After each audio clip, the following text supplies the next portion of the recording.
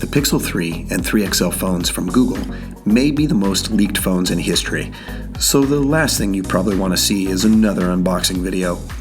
So instead, let's talk about my first impressions and some thoughts on one of the Google Fabric cases for the Pixel 3.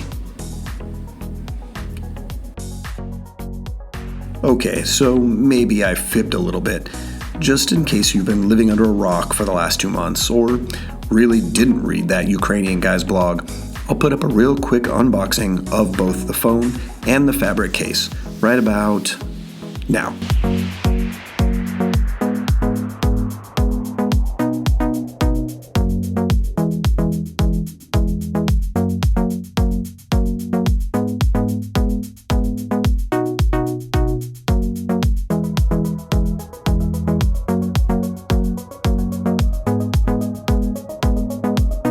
Now for some thoughts.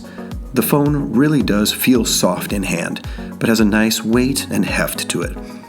The all-glass back has a nice texture and just screams premium phone. And because it's all one piece, there's no seams or gaps here. The edges melt into the aluminum rails on the side, with the clearly white finish only interrupted by the lovely mint green power button.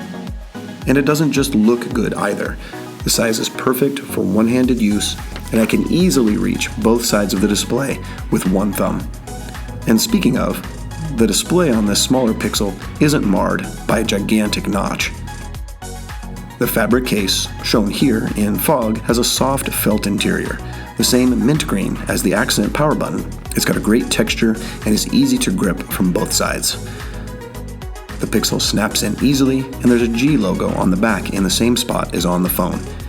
It doesn't add a ton of bulk, and so far, I really like everything but the $40 price tag.